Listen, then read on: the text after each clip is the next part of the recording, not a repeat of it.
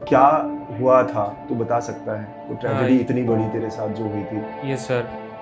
14 नवंबर 2024 and 15 नवंबर, ये दोनों दिन मेरे लिए बहुत सबसे ख़राब दिन थे मेरे लिए। 14 नवंबर को मेरे पापा को एडमिट किया था due to reason of heart attack, and 15 November he passed away. बाप रे। So this 2 days were really disturbing for me. क्या माइंडसेट रहेगा उसके बाद? मतलब क्या होगा, क्या करेंगे? तुम क्या सोच रहे थे उस समय? पापा जाने के बाद मतलब रियली नथिंग। मैं पूरा ब्लैंक आउट हो गया था। मेरे दिमाग में कोई भी प्लान्स नहीं थे। सामने बस जो चीज़ आ रही थी वो जेई मेंस थी एंड देन बोर्ड्स। सो मैंने डिसाइड किया कि पहले हम बोर्ड्स अपने इसमें लेंगे और 75% तो लाएंगे ही, क्योंकि मैंने 2 साल बहुत पढ़ाई की थी फॉर जेई, बट फिर बाद में सब ब्लैंक आउट हो गया था। कि ऐसा कुछ नवंबर में हुआ और 2 महीने हाँ। बाद ही हमारी एग्जाम थी। हम्म। तूने ये नहीं सोचा कि ड्रॉप लेता हूँ, अब मुझे नहीं करना ये सब इस साल? नहीं सर, मेरे सामने मेरे पापा थे और उनका यही सपना था कि मैं अच्छे कॉलेज में जाऊँ। सो उनके लिए करना ही था, एंड बहुत सारे लोगों ने सजेस्ट किया कि मत करो, या फिर मतलब अभी तक बहुत किया है, जाने तो कुछ नहीं होता। बट मेरे अंदर था कि पापा के लिए करना है, एंड मुझे सिंपैथी नहीं लेनी थी कि लोग जैसे बोलते कि इसके पापा गए तो चलता है, नहीं किया तो। बट वो एक रीज़न था कि वो मुझे नहीं चाहिए था। तेरा भी 1 महीने पहले तूने टेस्ट देना शुरू किया। हाँ। What was your minimum score? मतलब पहले टेस्ट में क्या स्कोर आया था तेरा? फर्स्ट टेस्ट मेरा 53 कुछ मार्क्स आया था। 53 से? हाँ। पूरे 200 में से? राइट। मुझे कुछ भी आइडिया नहीं था कैसे रहता है, मुझे ये भी नहीं पता टाइम कितना देना है। ओके। 53 से फाइनल टेस्ट या फिर एमएससी सीटी तक तेरा क्या इंप्रूवमेंट रहा? 53 से ट्रैजेक्टरी क्या है तेरी? मेरा हाईएस्ट मार्क अभी तक 133 रहा था। ओके। और लास्ट सीईटी में लास्ट सीटी में 128 आया था। 128 आया था। बच्चों 128 पे गया है ये बच्चा 53 में। सीओईपी विजिटिया ये आपके ड्रीम है तो आपको फॉलो करने होंगे 3 most important steps.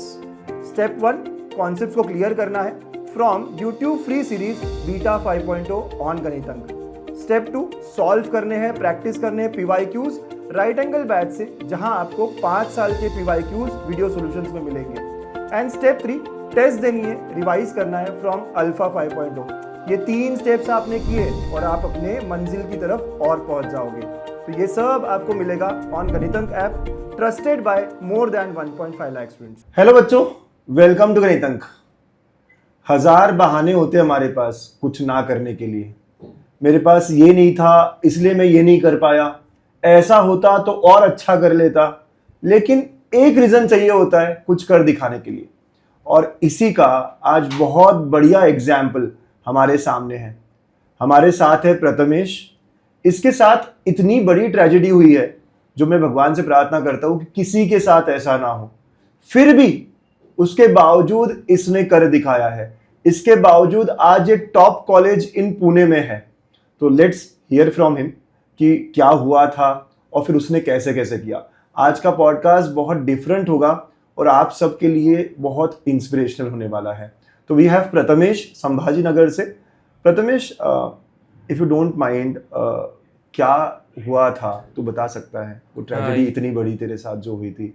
Yes sir.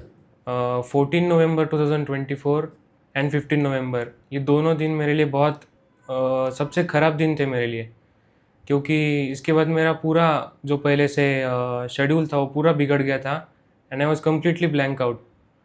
फिर 14 नवंबर को मेरे पापा को एडमिट किया था due to reason of heart attack, and 15 November he passed away. बाप रे। So this 2 days were really disturbing for me. And extremely sorry for your loss. मतलब इतनी बड़ी बात हो जाती है और वो भी अचानक, कोई डिसीज कुछ? नहीं, पहले से कुछ नहीं था, सब सडन हुआ एकदम। और both my mother and I both were completely blank out after this event. Actually मतलब मैं, क्या माइंडसेट रहेगा उसके बाद? मतलब क्या होगा, क्या करेंगे? तुम क्या सोच रहे थे उस समय? नहीं, उस वक्त मैं पूरा ब्लैंक आउट हो गया था, मेरे दिमाग में कुछ भी नहीं था। मेरे पापा जाने के बाद मतलब रियली नथिंग। मैं पूरा ब्लैंक आउट हो गया था। मेरे दिमाग में कोई भी प्लान्स नहीं थे। सामने बस जो चीज़ आ रही थी वो जेई मेंस थी एंड देन बोर्ड्स। सो मैंने डिसाइड किया कि पहले हम बोर्ड्स अपने इसमें लेंगे और 75% तो लाएंगे ही। सो उतना ही था मेरे दिमाग में कि I want to crack boards only now. सब सब चीजें गई बाकी है। सब चीज़ें ब्लैंक आउट हो गई थी जो मैंने 2 साल पढ़ाई की थी, क्योंकि मैंने 2 साल बहुत पढ़ाई की थी फॉर जेई, बट फिर बाद में सब ब्लैंक आउट हो गया था। भगवान करे ऐसा कभी किसी के साथ ना हो। बट गोइंग फॉरवर्ड, जैसे तूने बताया कि ऐसा कुछ नवंबर में हुआ और 2 महीने हाँ। बाद ही हमारी एग्जाम थी, तूने ये नहीं सोचा कि ड्रॉप लेता हूँ, अब मुझे नहीं करना ये सब इस साल, जो भी होगा देखूंगा अगले साल? क्योंकि इस घटना के बाद खुद को संवारना, उससे उभरना, यही अपने आप में बहुत बड़ा चैलेंज है। और father, most important person of the family, yes. Right, earning member भी होता है, अब क्या होगा? सो ऐसा कभी नहीं थॉट है कि ड्रॉप ले लेता हूँ मैं, इस साल कुछ नहीं करता? नहीं सर, मेरे सामने मेरे पापा थे और उनका यही सपना था कि मैं अच्छे कॉलेज में जाऊँ, सो उनके लिए करना ही था। एंड बहुत सारे लोगों ने सजेस्ट किया कि मत करो, या फिर मतलब अभी तक बहुत किया है, जाने तो कुछ नहीं होता, बट मेरे अंदर था कि पापा के लिए करना है। एंड मुझे सिंपैथी नहीं लेनी थी कि लोग जैसे बोलते कि इसके पापा गए तो चलता है, नहीं किया तो, बट वो एक रीज़न था कि वो मुझे नहीं चाहिए था। अच्छा, ये आपको ज़्यादा मोटिवेट कर रहा था? हाँ, ये मोटिवेट कर रहा था कि कुछ ना कुछ बड़ा करना है अपने फैमिली में एंड दिखा देना है सबको कि इतना भी कुछ भी हो जाए मैं कर सकता हूँ। You are really an inspiration यार। मतलब हैट्स ऑफ। मतलब मैं सच बता रहा हूँ, मैं तेरी जगह होता तो शायद सोचता कि इस साल मेरे से नहीं हो पाएगा, मैं शायद ना कर पाऊँ। बट जो तू कह रहा है ना कि मुझे सिंपैथी नहीं चाहिए, ये मुझे अभी इतनी छू रही है तेरी बात। You are an inspiration to all of your juniors. Hats off. Okay, चलो भगवान से फिर से प्रार्थना करता हूँ कि ऐसा कभी किसी के साथ ना हो। अच्छा, अब ना आखिरी 30 दिन बचे हैं इन बच्चों के पास, और जैसे तूने कहा कि तू जेई कर रहा था, तू फर्स्ट अटेम्प्ट जेई कर रहा था और अब तू ब्लैंक हो गया, सब गया, फिर बोर्ड्स आ गया, बोर्ड्स कर रहा होगा, मतलब तू भी आखिरी के ही फेज में एमएससी के बारे में सोच रहा था। राइट, मेरे पास भी 1 ही महीना बचा था बोर्ड के बाद, जनरली 1 ही महीना बचता है बच्चों के पास, सो मेरे पास भी उतना ही टाइम था। और यहीं पे तूने सोचा कि अब सीईटी करके दिखाऊंगा। यस, सीईटी तो कैसे शुरुआत की, क्या करने निकला, कहाँ से पढ़ूंगा, ये सब तो क्वेश्चन थे ना। तो कैसे शुरू किया आपने इस जर्नी के लिए? लास्ट के 2 मंथ में मैंने बोर्ड्स में आपका यूट्यूब चैनल डिस्कवर किया था कि, और मुझे पसंद भी आया था कि आप अच्छे से सिखा रहे थे, मुझे समझ भी आ रहा था। ओके। सो रैदर देन मोर रिसोर्सेज, मैं एक पे ही स्टक रहा और आपको फुल्ली फॉलो किया। पहले बोर्ड्स किया, बोर्ड्स में मुझे 85.5 आए थे। अच्छा। तो बोर्ड्स मैंने क्लियर कर लिया। फिर उसके बाद मुझे लगा कि अब एमएसटी सीईटी भी करनी है। आपके भी वीडियो आते थे और बहुत इंस्पिरेशनल, ऐसे ही इंस्पिरेशनल वीडियोस भी आते थे। सो उससे डिसाइड किया कि एमएसटी सीईटी करेंगे। ओके। सो लास्ट के 30 डेज में मेरा प्लान क्या था, मैं सुबह 7 बजे उठता था। Okay. Then 1 hour for breakfast, then मैं 3 आवर्स का एक PYQ एज अ टेस्ट देता था। ओके। एंड उसके बाद उसका फुल एनालिसिस करता था, दिन भर एनालिसिस ही चलता था। अच्छा। तो एनालिसिस करना है, मैं बताना चाहूँगा कि पेज पे लिख लो कि हमने 3 सब्जेक्ट में कितने मिनट्स लिए, और चैप्टर्स कौन से आपने नहीं किए, जो आपको क्वेश्चन नहीं आए, उसमें आपको क्या करना है कि एक लिख लेना है कि ये चैप्टर नहीं आया और क्यों नहीं आया। उसके 2 रीज़न हो सकते हैं, एक तो कि वो थ्योरी था या फिर वो आपको न्यूमेरिकल नहीं आया। तो वैसा एनालिसिस करना कि न्यूमेरिकल क्यों नहीं आया, फार्मूला नहीं आया तो वो कर लेना।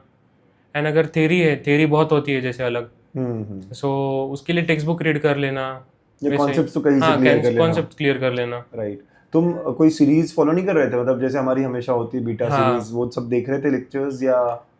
यस, आपके सारे लेक्चर्स फॉलो करता था एंड हमारी बीटा जो सीरीज थी मैं उसमें स्टडी करता था। ओके। तो तूने पीवाईक्यू एज अ टेस्ट दिया, मतलब तू बोर्ड्स के कॉन्फिडेंट था कि मेरा सिलेबस हो गया है, अब टेस्ट के फॉर्म में ही मैं पढ़ाई करूंगा? हाँ, test and then analysis and concept clear, नया कंसेप्ट आया कि वो सीख लेना। एक सवाल मेरे मन में आ रहा है जो बच्चों के पास भी होता है। 1 महीने पहले जब हम टेस्ट देते हैं, तो तेरा भी 1 महीने पहले तूने टेस्ट देना शुरू किया, तो what was your minimum score? पहले टेस्ट में क्या स्कोर आया था तेरा? फर्स्ट टेस्ट मेरा 53 कुछ मार्क्स आया था। 53 सिर्फ? हाँ, पूरे 200 में से? राइट। मुझे कुछ भी आइडिया नहीं था कैसे रहता है, मुझे ये भी नहीं पता टाइम कितना देना है। हाँ, क्योंकि जेई से शिफ्ट हुआ था तो मुझे पता ही नहीं 90 मिनट में फिजिक्स केमिस्ट्री होता है, दोनों मिलाकर होता है। सो मैंने ऐसे ही टेस्ट देके दिया और 53 आए। फिर मैंने बाद में देखा कि कितना एक्चुअली स्कोर है उसका। हाँ, पहले तो लगता है ना जेई वाला बच्चा है तो सीधे आ जाएगा। हाँ, वैसा नहीं होता है, आपको हर एग्जाम अलग लेवल का होता है और उसके लिए आपको वैसा प्रिपरेशन चाहिए। ओके। 53 से फाइनल टेस्ट या फिर एमएसटी सीईटी तक तेरा क्या इंप्रूवमेंट रहा? 53 से ट्रैजेक्टरी क्या है तेरी? मेरा हाईएस्ट मार्क अभी तक 133 रहा था। ओके। और लास्ट सीईटी में? लास्ट सीटी में 128 आए थे। 128 आया था। तो बच्चों 128 पे गया है ये बच्चा 53 में, तो ये जानते कि कैसे ये ट्रांसफॉर्म हुआ, क्योंकि क्या क्या तूने किया। ठीक है, जैसे तूने स्टडी रूटीन बताया कि तू 3-4 घंटा पहले टेस्ट देता था as a PYQ as a test, और फिर उसके बाद उसको दिन भर एनालिसिस। दिन भर में कितना घंटा पढ़ लेता था, बैठ जाता था तू पढ़ने के लिए? अब अगर आपके पास लास्ट महीना बचा है तो आपके पास ये होना नहीं चाहिए कि मैं कितना पढूं, आपके पास जितना टाइम है आप उतना पढ़ो। मैं पूरे दिन मेरे रूम में रहता था, टेबल पे बैठ के एनालिसिस करता था, पेपर मेरे दिमाग में यही चलता था, सामने पापा याद आते थे और उनके लिए करना था। तो फुल 1 मंथ मैंने डेडिकेट किया था एमएसटीसीटी के लिए बस, और पूरा दिन घिस रहा था सुबह से शाम, 5-6 घंटे सोने का बस, 5-6 घंटे सोने का। हाँ, उसके अलावा कोई डिस्ट्रैक्शन नहीं, कुछ कोई नहीं, डिस्ट्रैक्शन नहीं, एक ही मोटिवेशन की करके दिखाना है। यस, ये होता है यार जज्बा। Very nice. और जैसे तूने एक और बात कही कि पीवाईक्यूज कर रहा था, और कोई बुक नहीं, क्योंकि बच्चे तो बहुत बार मुझे पूछते हैं। 2 सवाल है मेरे, पीवाईक्यूज कितने साल के तूने किए? ओके, सेकेंडली ऐसे नहीं कि यार यहाँ से बुक से सॉल्व कर लेता हूँ, इस बुक से भी सॉल्व कर लेता हूँ, इतना सारा रिसोर्सेज है, ये भी कर लेता हूँ, तो तेरा क्या क्लैरिटी थी, क्या करता था? रिसोर्स बहुत सारे हैं यूट्यूब पे, बट आपको एक जगह स्टक रहना चाहिए एंड फॉलो वन रिसोर्स, मैं ये कहना चाहूँगा।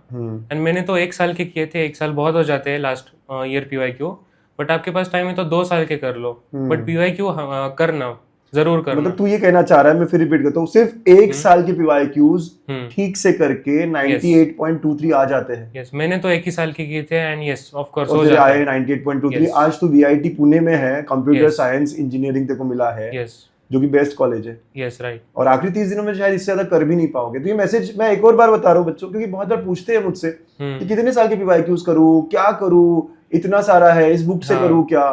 तो मैं फिर से रिटेट करता हूँ, इस बच्चे ने, प्रथमेश ने 1 साल की पीवाईक्यूज किए थे, राइट, है ना? 1 साल के कितने बार? 1 बार या 2 बार? 2 टाइम्स, एंड रिवीजन करने के लिए आपको जो नहीं आया वो कर सकते हो। ओके, मतलब समझ लो कि 2 बार किया है 1 साल की पीवाईक्यूज। Yes, okay. और दूसरे साल के करे भी नहीं, देखे भी नहीं, कुछ नहीं? नहीं, कुछ भी नहीं। मैंने 0 से स्टार्ट किया था, मतलब अभी बच्चे कुछ इधर होंगे इस लेवल पे, मैं सबसे नीचे लेवल पे था जिधर कुछ भी नहीं कर सकते, तो उधर से आए हो तो ये कर ही सकते हैं ऑफ कोर्स। 1 साल का तो कर ही सकते, 1 साल का कर ही सकते, हो ही सकता है। Yes, right. अगर कोई ठान ले, अच्छा ऐसा कुछ कि कोई चैप्टर स्किप किए थे या सारे चैप्टर्स पढ़ रहा था? नहीं, सारे चैप्टर्स नहीं किए थे मैंने, कुछ चैप्टर्स ऑफ कोर्स हार्ड रहते। सो क्या करना, एनालिसिस में अपने को समझ जा जाएगी ये चैप्टर से कितने आ रहे हैं। सो आपको 200 में से 200 नहीं लाने, बट करके जाना, ये नहीं कि छोड़ दो। कुछ चैप्टर्स को आप कम पढ़ो या छोड़ो, ऐसा कंसेप्ट नहीं आया तो चलेगा, बट चैप्टर नहीं छोड़ना कभी। ओके। कुछ जैसे तू बोल रहा है कि कुछ चैप्टर्स को तूने भी थोड़ा छोड़ा था, या छोड़ा था मैंने ऑफ कोर्स। इंटीग्रेशन हो सकता है, इंटीग्रेशन हार्ड था मेरे लिए। हाँ, सही है, नाइस। सो बहुत क्लैरिटी मिल रही है मुझे, और आई होप बच्चे आप लोग ये क्लैरिटी ले रहे हो इसके थ्रू, कि एक तो मल्टीपल रिसोर्स नहीं, किसी एक से करो, कि वो बहुत टाइम वेस्ट हो, एक डिस्ट्रैक्शन ही है जब आप 4 बुक्स पढ़ रहे हो या 4 तरह से क्वेश्चंस कर रहे हो। दूसरा, सिर्फ पीवाईक्यू करके, वो भी 1 साल की है, 2 बार की है इसने, उतना ही करके 98.23 आते हैं। अगर आपकी कंडीशन खराब है तो 0 से 98.23 पे गया ना, या बहुत सारे बच्चे होंगे जो 0 से शुरू कर रहे होंगे। तो अगर आप भी 0 से शुरू कर रहे हो ना, 0 से, तो आप भी 98 क्रॉस कर सकते हो, टॉप 3 कॉलेजेस ऑफ पुणे में या महाराष्ट्र में या मुंबई में आ सकते हो इस परसेंटाइल के थ्रू। उसके लिए आपको सिर्फ 1 साल के पीवाईक्यूज इसने किए थे, और आप भी वो अचीव कर सकते हो। Right, very nice. तू टेस्ट देता था, एनालिसिस कैसे करता था, थोड़ा सा और डिटेल में जाएंगे, है ना? कैसे तू, जैसे तूने टेस्ट दी 3 घंटे की, अब उसके बाद कैसे तू एनालाइज करता था? हाँ, सो 3 आवर्स का टेस्ट हो गया हमारा, तो उसके बाद थोड़ा खाना खा लेना, माइंड फ्रेश कर लेना। ओके। एंड देन बैठ जाना, एक पेज पे लिख लेना कि 3 सब्जेक्ट्स है हमारे पीसीएम। हाँ, तो उनमें ब्रेक डाउन करना कि 90 मिनट्स में मैंने कितना सॉल्व किया है। करेक्ट। ठीक है, अगर मेरी स्ट्रेटजी क्या होती थी कि मैं 45 मिनट्स डेडलाइन लगता था, मेरा फिजिक्स सबसे स्ट्रांग था। ओके। सो मैं 45 मिनट्स करता था, मेरे 30 ही क्वेश्चन हुए, मैं छोड़ देता था फिजिक्स, फिर केमिस्ट्री पे शिफ्ट, फिर केमिस्ट्री कर लेना। वैसे क्वेश्चन ज़्यादा होते हैं। ओके। एक ब्लंडर क्या होता है कि बच्चे करते रहते हैं फिजिक्स, करो करो खत्म करो, एंड लास्ट टाइम उन्हें केमिस्ट्री में अंधी धुंधी मारने लगता है, टाइम नहीं मिलता, है। बहुत ही अच्छा पॉइंट है। तो आधा टाइम तो 45 मिनट्स, उसके बाद केमिस्ट्री, और फिर केमिस्ट्री के बाद वापस बचा तो आप आओ फिजिक्स। हाँ, वापस आओ। मैं सबसे मेन पॉइंट में 2 फेज में करता था। ओके। इजी क्वेश्चन फर्स्ट, वो सब समेट लेता था, पीसी दोनों के। ओके। एंड उसके बाद फिर सेकंड राउंड में चले जाता था उसमें, एंड कॉन्फिडेंस आ जाता है उसमें, उससे बहुत अच्छा कॉन्फिडेंस आता है। नाइस यार, बहुत अच्छे। हाँ। टाइम मैनेजमेंट को लेकर कभी दिक्कत नहीं हुई? टाइम मैनेजमेंट, स्ट्रेस मैनेजमेंट, ये तूने कैसे खुद को इम्प्रूव किया टाइम को लेकर?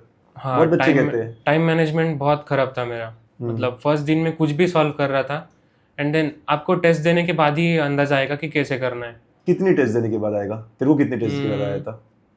एक 10 टेस्ट तो दे दो, उसके बाद आपको कंप्लीटली अंदाजा आ जाएगा कि कौन से चैप्टर से आ रहे हैं, कितने आ रहे हैं। मतलब आपको 8-10 टेस्ट देने के बाद समझ में आया कि मेरा टाइम मैनेज कैसे करना है। जैसे तू बोल रहा है 45 मिनट्स मैं पहले फिजिक्स को दे रहा था, फिर 45 मिनट्स केमिस्ट्री को, फिर टाइम बचा अगर तो उसमें से फिर थोड़ा मिक्स करते रहो कि मैं पहले ये सॉल्व करके देखता हूँ। और 2 फेज वाला जो है, पहले इजी सवाल।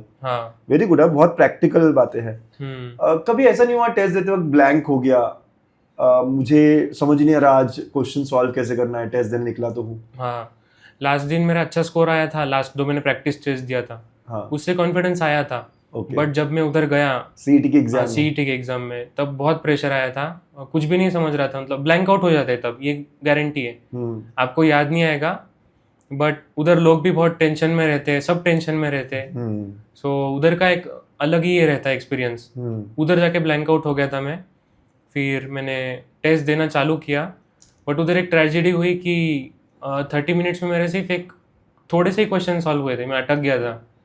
फिर मैंने वो छोड़ा, अगले क्वेश्चन करते गए, वैसे ही 2 राउंड फेज मैंने अप्लाई किया, एंड धीरे धीरे आ गया मेरे अंडर कंट्रोल में, आगे क्वेश्चन। पहले 30 मिनट तक ऐसा लगा कि क्या हो रहा है मेरे साथ। फिर जैसे से थोड़े सॉल्व होते गए तेरा कॉन्फिडेंस बिल्ड हुआ। और कभी कैसे चीजें भी हुई थी मेरे साथ जो होनी नहीं चाहिए, जैसे कि रफ पेज नहीं मिला था, वो भी हो जाता है कभी कभी, बट हैंडल कर लेना। वो सेंटर्स में बहुत दिक्कतें आती है, जैसे कभी कभी डेस्कटॉप बंद पड़ जाता है, रफ शीट्स देते नहीं है तो टाइम उसमें चला जाता है, हमें डर लगता है। तो उतना हैंडल करते हैं। कभी क्वेश्चन के आंसर्स ही मैच नहीं हो रहे, मिस्टेक्स भी होती है सीडी पेपर में। सीटी में एक पेपर था हमारे शिफ्ट में, कौन सा, तो भी बहुत सारे मिस्टेक थे, उसका रीपेपर भी हुआ था। 28 का, राइट, करेक्ट बोला, 28 अप्रैल का, 27-28 का, राइट। सो ऐसे भी होता है, और वहां पे फिर अपने को समझना कि ये गलत है, आगे बढ़ो। ये भी एक पार्ट है, सीखने का तरीका है ये, कि आपको कैसे काम रहना है, आपको घबराना नहीं है कि ऐसे हो गया मेरे साथ। राइट। सो वेरी ज्यादा टाइम वेस्ट भी मत करो क्वेश्चन पे, नहीं आ रहा है 2 मिनट सॉल्व किया, 3 मिनट किया, छोड़ दो। एक क्वेश्चन से कुछ नहीं होता है, हर आगे भी होता है। Right, correct. तो वैसे मैनेज करना सीख जाओगे आप 10 टेस्ट देने के बाद, मैं सोचता हूँ। तो टेस्ट देना जरूरी है। हाँ, जरूरी है। जो बच्चे टेस्ट नहीं दे रहे हैं उनको एक बार फिर बोल दे यार, टेस्ट देना जरूरी है। नहीं, टेस्ट देना सबसे जरूरी है। टेस्ट से ही आपको रियल एनालिसिस करने का ये मिलता है, एक्सपीरियंस मिलता है। बिना टेस्ट जाओगे तो बहुत अवघड़ है। क्योंकि अगर तू उसे पढ़ाई करता रहा, तुझे लगेगा मेरे को आ रहा है, मेरे को आ रहा है, मेरे को आ रहा है, लेकिन तूने कभी चेक ही नहीं किया कि सच में कहाँ आ रहा है। फिर वो आखिरी एग्जाम में डायरेक्ट अगर हो गया, या सिर्फ 1-2 टेस्ट देकर ही गया था, तो फिर मुश्किल है। कम से कम 10-12 टेस्ट देनी चाहिए। यस, 10-12 देने चाहिए, है ना। टाइम मैनेजमेंट, स्ट्रेस मैनेजमेंट, बहुत सारी चीजें होती है जो आसपास की होती है। बहुत सारे बच्चे ये भी कहते हैं यार कि मैं बहुत पढ़ रहा हूँ, बट फिर भी मेरे मार्क्स नहीं आ रहे हैं। कभी तेरे साथ ऐसा हुआ कि मैंने बहुत पढ़ाई करी सर, मैं दिन रात पढ़ रहा हूँ, जैसे तू पढ़ता भी था, लेकिन मेरे टेस्ट में स्कोर ही नहीं आ रहा है, ऐसा सवाल आया तेरे सामने कभी? हाँ, सिर्फ पढ़ना इंपॉर्टेंट नहीं होता है, एक चीज होती है एनालिसिस, वो करनी चाहिए जरूरी। सिर्फ पढ़ने से, पढ़ तो मैं भी सकता हूँ, कुछ भी पढ़ लूंगा, बट तरीके से पढ़ना। वो अपने ब्रेन को हम फॉल्स एलिगेशंस देते हैं कि मैं कर रहा हूँ, बट आपको एनालिसिस करना चाहिए। एक मार्क्स निकालने की भी एक ये टेक्निक होती है, सिर्फ पढ़ने से नहीं होता है। सो वो एनालिसिस से होगा। हाँ, और तो मैं बहुत क्लियर हो गया यार तेरी बातों से कि एक तो एक ही रिसोर्स से पढ़ो। हाँ, एक ही रिसोर्स। दूसरी बात पीवाईक्यूज करो, और अभी 30 दिन है तो 1 साल की पीवाईक्यूज भी बहुत है। लेवल तो बहुत अप होते जा रहा है सीईटी का, तुमने देखा ही क्वेश्चंस अच्छे आ रहे थे। राइट। 1 साल की पीवाईक्यूज करो, हो सके तो दूसरी बार भी करो, लेकिन 1 ही साल के करो। एंड थर्ड, टेस्ट देके एनालाइज करो, क्योंकि पता तो करो कि मेरे को आ रहा है, नहीं आ रहा है, टाइम मैनेज हो रहा है, नहीं हो रहा है। बहुत सारी चीजें। और एक थिंग कि सबको बोलना चाहूंगा कि सर को 100%, 110% फॉलो करो। Thank you. आपको बहुत अच्छा, सर को बहुत अच्छा एक्सपीरियंस है, एकदम कंप्लीटली ब्लाइंडली फॉलो करो सर को। Nice, thank you. इस बार मैं भी एमएसटी सीरीज लिख रहा हूँ, पता है तुझे? हाँ। सिर्फ मैथ्स देकर आऊंगा, देखना है कैसे देते हैं बच्चे।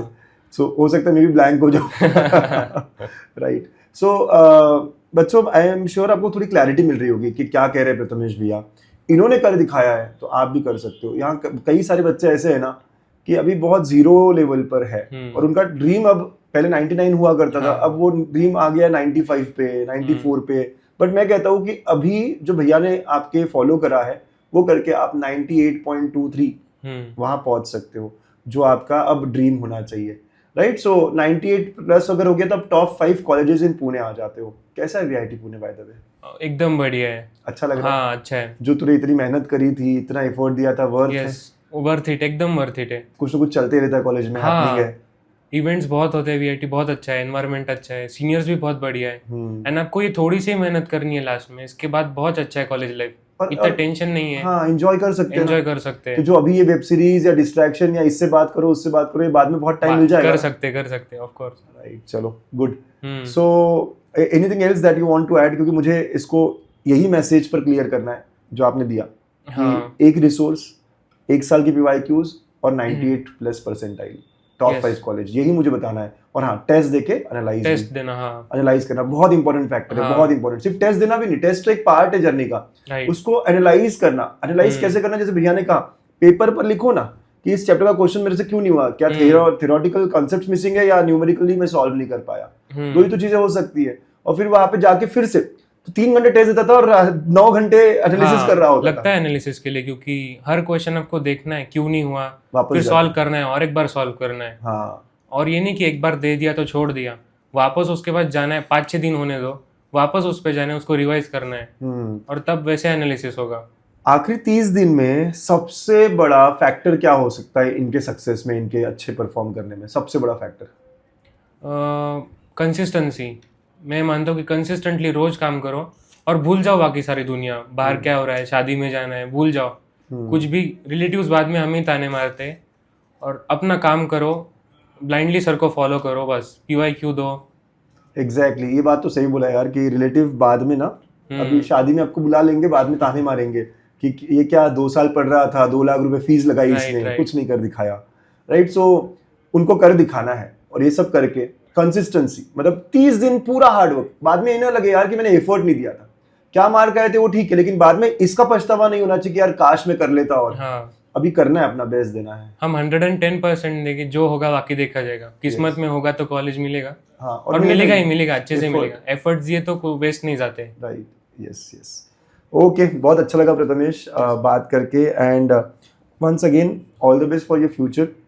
आपकी इंजीनियरिंग तो बहुत अच्छे कॉलेज से हो रही है, वीआईटी पुणे से, आप अच्छे इंजीनियर बनोगे, एंड मोटिवेट करते रहो अपने फ्रेंड्स को। Yes sir, and sorry once again for your loss. I hope अभी चीजें स्टेबल हो रही है, स्टेबल हो रही है, हाँ, है ना? और कुछ भी लगे तो हम भी हमेशा आपके साथ होंगे। हाँ सर। Anything else that you want to advise, और एनीथिंग एल्स, एक आध लाइन कुछ बोलना है बच्चों को? एक मोस्ट जो मैंने दोस्तों के साथ देखा है, एक रिलेशनशिप रहता है, तो अभी उस पर ध्यान मत दो, क्योंकि अभी कुछ भी नहीं होता है। कॉलेज लाइफ है ना, अभी ट्रूली फोकस करना, एकदम डिटर्मिनेशन के साथ पढ़ाई करना, अपने मम्मी पापा का नाम रोशन करो, और वही सर को 100% फॉलो करो। मैं बोलता हूँ कि सर को फॉलो करोगे तो 110% एक अच्छे कॉलेज में जाओगे। चलो नाइस, ऐसा होता है बहुत सारे फ्रेंड्स का। अच्छा, इतने एज में, ये एज में भी? हाँ, एज में मतलब 11-12 में हो जाता है। हाँ, 11-12 में बहुत डिस्ट्रैक्शन होता है। फोन कम करो, फोन ज़्यादा वेस्ट मत करो, इंस्टाग्राम वगैरह। नाइस, अगर आपके साथ भी ये सब हो रहा होगा बच्चों, तो प्लीज फ्यूचर फर्स्ट, बाद में हो जाएगा, ये सारी चीजें करने के लिए टाइम मिलेगा इंजीनियरिंग में आपको, ठीक है? All the best, thank you, and last 30 days अपना बेस्ट देना है। फिर से मैं कह रहा हूँ, कमेंट करो नीचे, I can do it, I will do it, यही माइंडसेट रखना है हमको इस 30 डेज में आखिरी। All the best. यस।